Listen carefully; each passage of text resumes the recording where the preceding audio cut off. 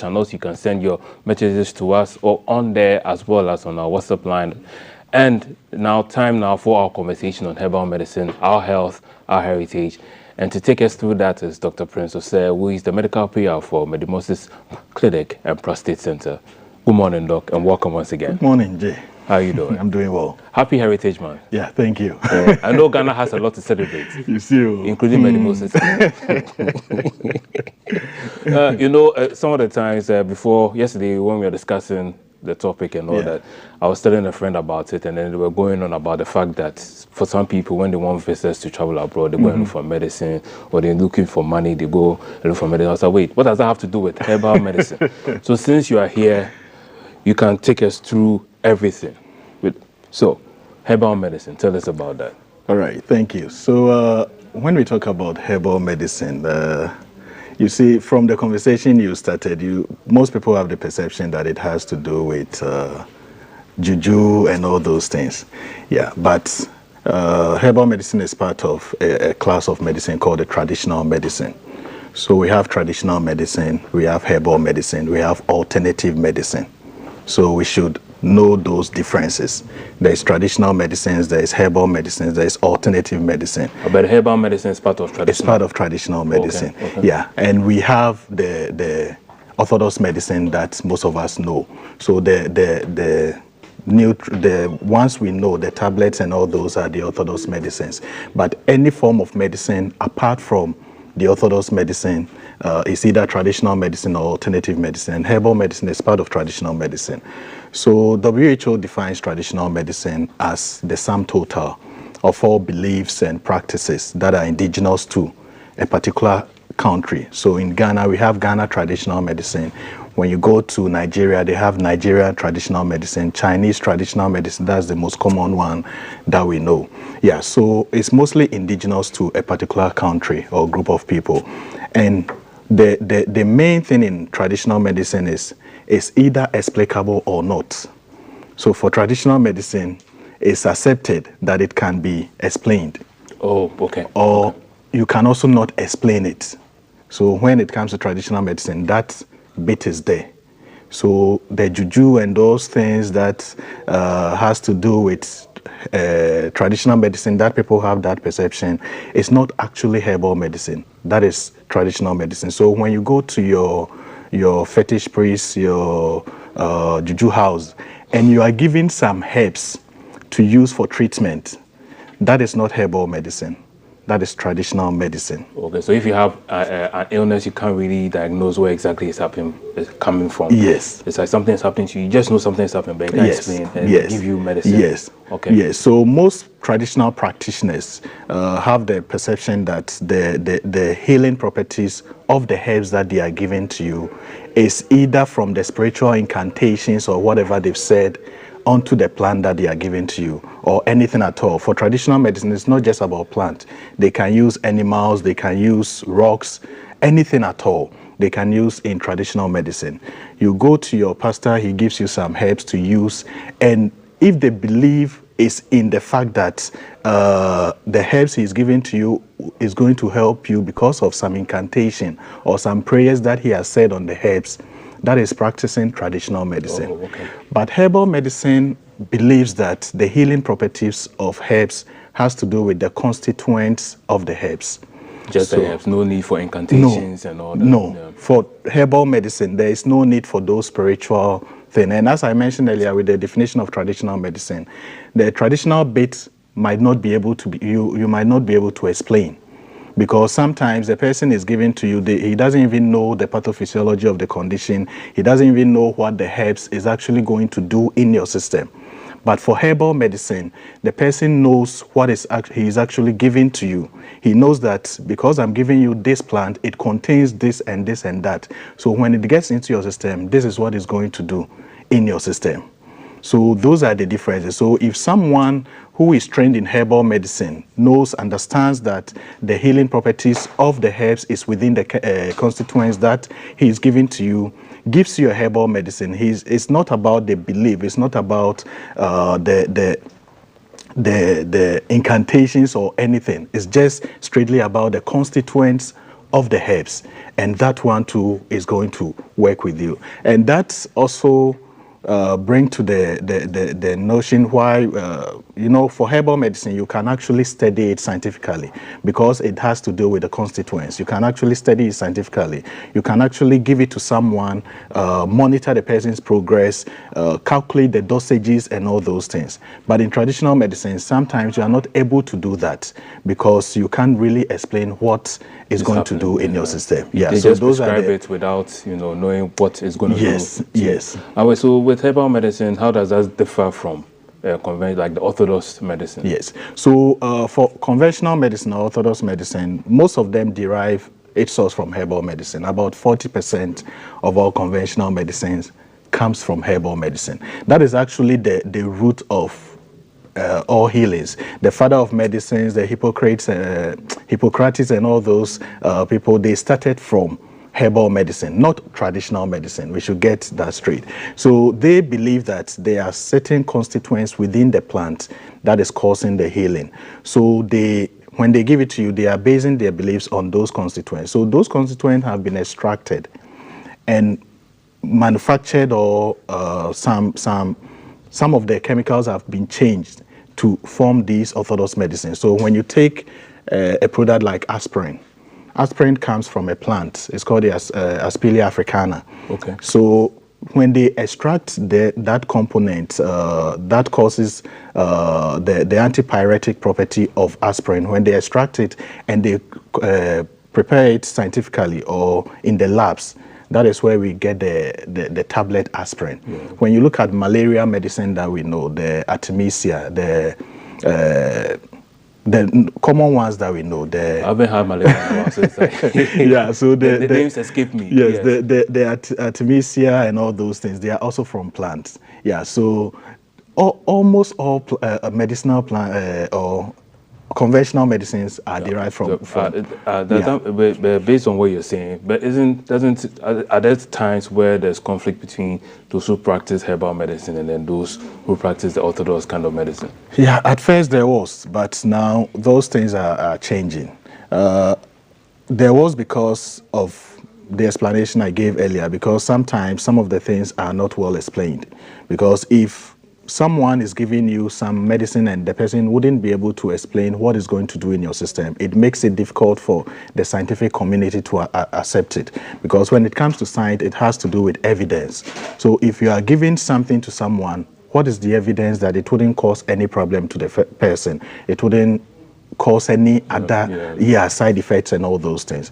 But now herbal medicine is evolving. So when you look at in Ghana, somewhere in the 1878, there was a ban on traditional medicine practice. Oh. Yes, so when the colonial masters came in and all that, they actually banned traditional medicine. And the Western medicine was now being used. So traditional medicine was sort of, when you practice it, it's as if you are not modern or something. It wasn't the trend. It's not scientific enough. Yes, it wasn't the trend. Yeah. So most people shy away from it. But after independence, things changed. Dr. Kwame Nkrumah brought together the traditional healers, and they formed the Ghana Psychic Healers Association. That is somewhere around 1975 there. Yeah, so after those times, there have been constant development in herbal medicine. There is actually now a directorate for traditional medicine in the Ministry of Health. So they have the Traditional and Alternative Medicine Directorate. There is the council that regulates traditional medicine, that's the TMPC. And also now there are people who are trained in herbal medicine in several universities, KNUST being one of them. They train people in Doctor of Herbal Medicine, so that when they come out, they'll be able to practice herbal medicine in the various hospitals. So as I speak now, there are about 55 government hospitals across the country that practice herbal medicine. Oh, nice. So when you go there, you have the option to either choose herbal medicine or the orthodox medicine. Yeah, and there's that harmony. Yes, there is that harmony. Earlier when you mentioned the history, you were speaking about how Dr. Kwame Nkrumah helped bring herbal medicine back to the forefront. But you mentioned 1975. Yeah, because the reason why I'm asking is just that we know he was overthrown almost a decade before that. So yeah, He started with the process, but then the association was formed around that time. Okay. Yes, so he started the process, but the association was formed around that time. That is the Ghana Psychic and Traditional Healers Association. Then after that, there are so many other associations that were formed within herbal medicine. Okay. Yeah, so it was around that time. And there is this Center for Plant Medicine Research, if you've heard of it. Yeah. They research into herbal medicines to make sure that they are safe and all that. And one doctor who started it was actually an Orthodox trained doctor, Dr. Okoampofo. He was an Orthodox trained doctor who had interest in herbal medicine. So he started operating at that side. You know, that time, that place was not so open. So most people who had interest in herbal medicine were pushed to the rural areas. So he started it, and after the independence, he actually came out to establish, with the help of the government, establish the Center for Plant Medicine Research.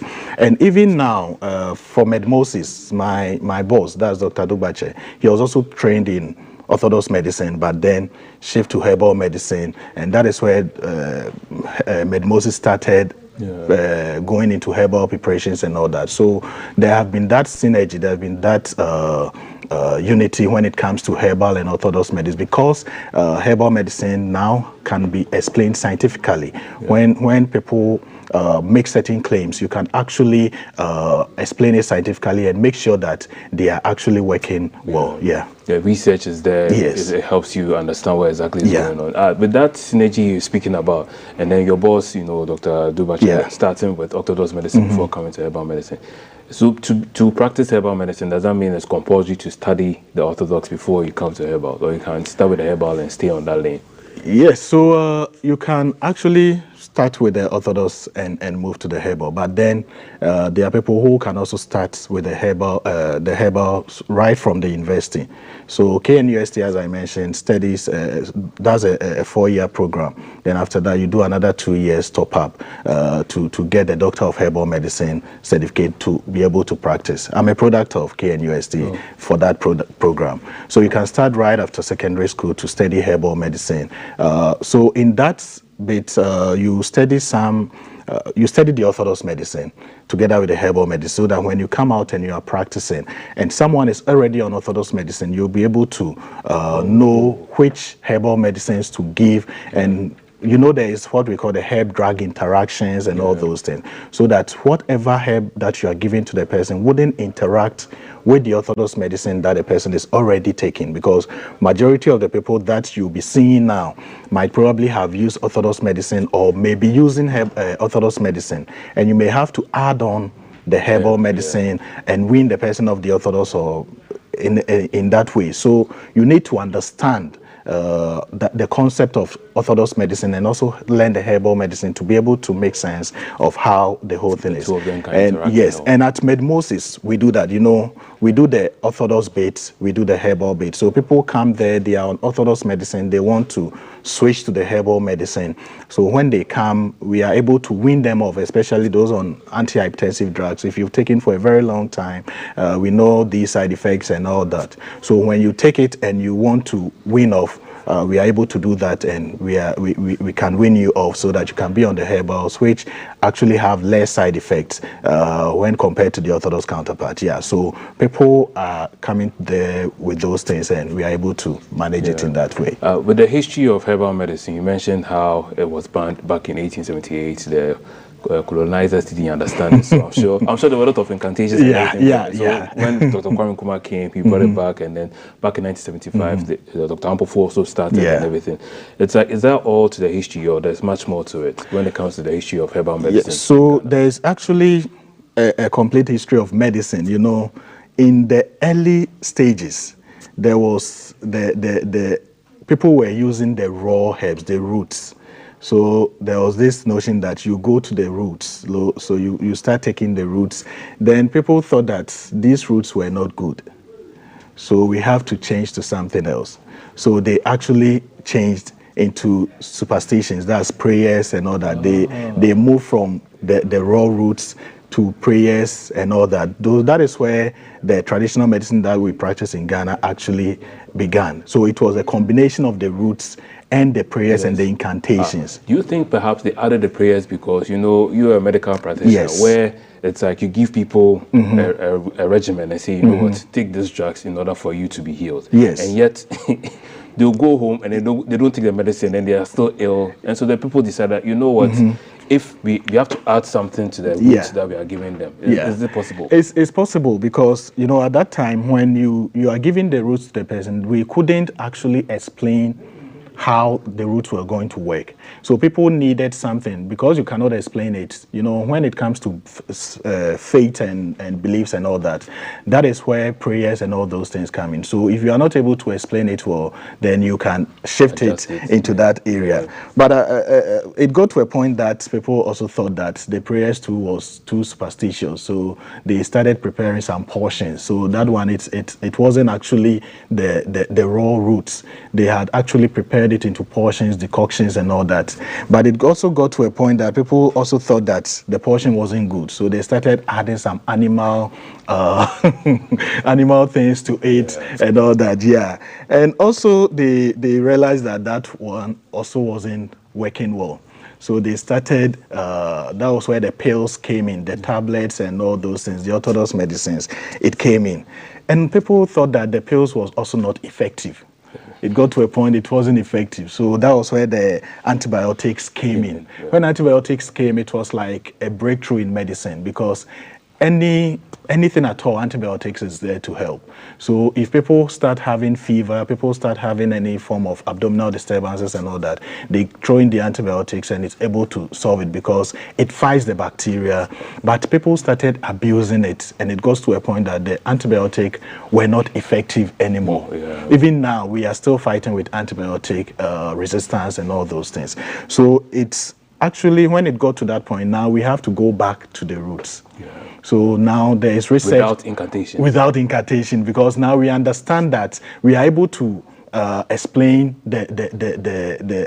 how the roots work. So when we take the roots, we are able to know that this and this and this is what is in the root that is causing it to have these healing properties. So now we started going back to the roots, but then with a scientific touch. Like we are able to explain that, extract the roots and make sure that you've tested it with the right dosages and all those things. So now people that had the perception that with herbal medicine you can take it and not cause any side effects and all those things, they need to refrain from that because with the new developments in herbal medicine now, we actually have some herbal medicine that you have to take 5 ml.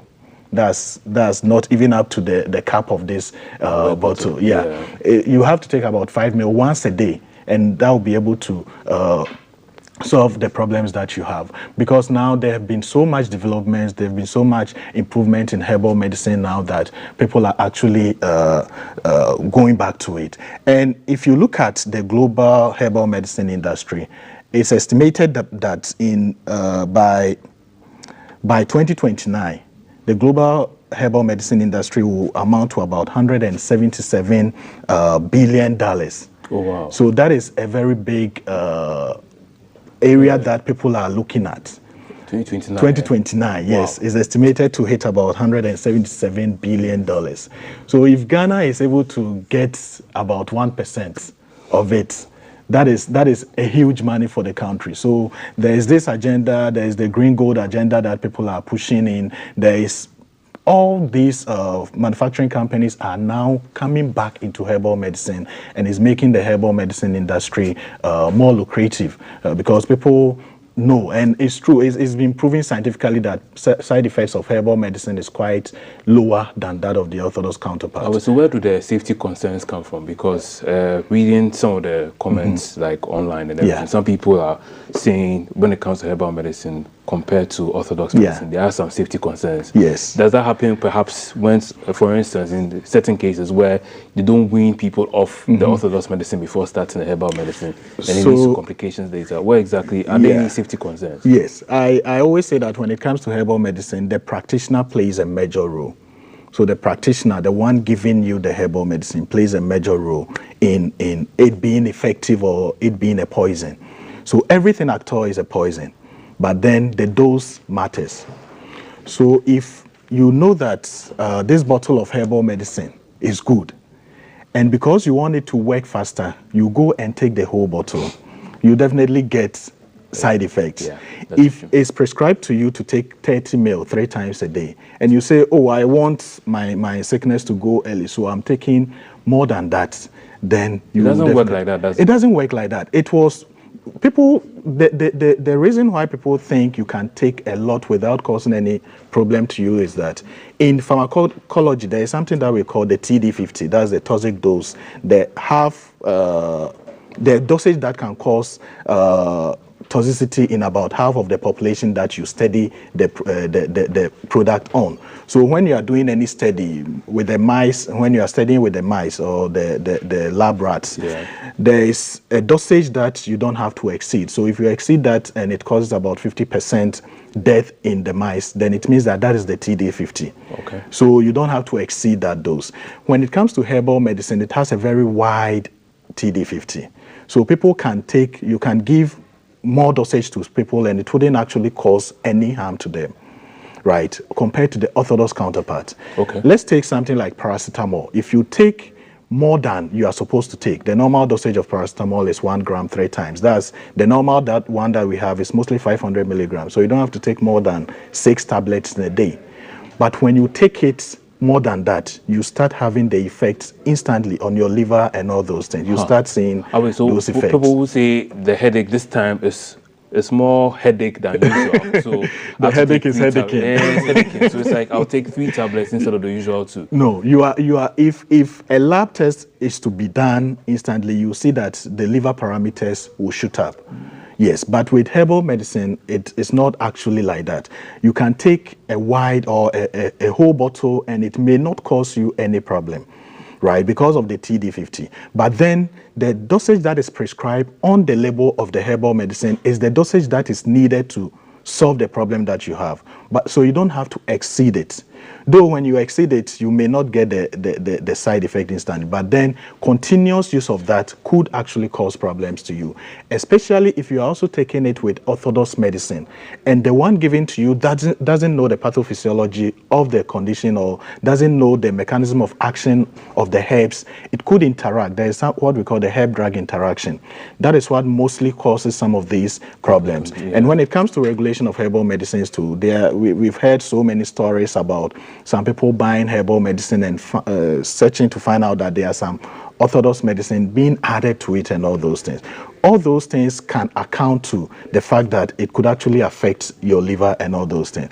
But when it happens like that, we don't have to generalize it that herbal medicine is not good. Yeah. It's what you bought or what you took that didn't actually work for you. Perhaps you bought it in a commercial vehicle. You're on a long trip. And that is another thing. You know, there is no law in Ghana here that permits anyone to sell any drug in a commercial vehicle.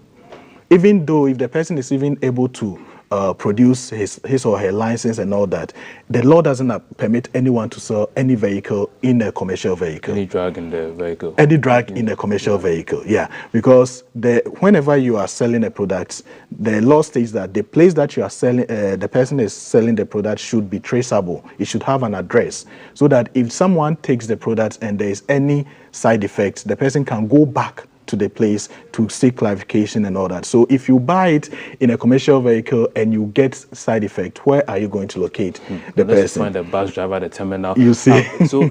Earlier you mentioned the fact that when it comes to herbal medicine, it depends on the practitioner. Yes. You know, sending you drugs and everything. How then does one identify? I know you just gave us a clue. How then do you identify, oh, this person is the right person to go to? How do you identify the right herbal practitioner? So we have a traditional practitioner, a traditional healer. We have a herbalist, and we have a medical herbalist. Okay. So the traditional practitioner, as I mentioned earlier with the definition of traditional medicine, believes in so many things. He doesn't really have to explain what the medicine is going to do to you, your system and all those things. And the law permits that because he's a traditional practitioner. We have a herbalist who also have an idea of the herbs. He knows the herbs, but doesn't actually know so much of the pathophysiology of the conditions. Conditions like hernia and other conditions. You know, a lot of people say certain things about it on air, and you'll be amazed that they have medicines that can actually melt it, which is not true.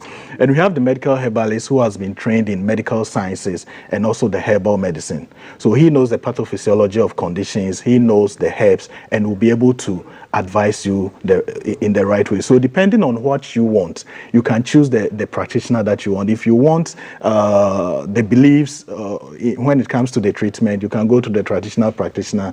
You can also go to a herbalist, or you can also see a medical herbalist. Medmosis works with medical herbalists, and when you want the best in herbal medicine, Medmosis is the go-to for you to get the best in herbal medicine. Yes. So with a bit of PR for Medmosis, our time now has come to an end. We have to move on from this conversation. But thank you so much for taking us to this conversation on herbal medicine, our health, our heritage, and Ghana has a long, rich history of that. And I want to appreciate you this morning. Thank you. Yes. So that was our conversation. There's a lot more coming up, including the fact that the Santa Clausians are looking at me right now. So that conversation coming up next. Don't go anywhere. We'll be right back.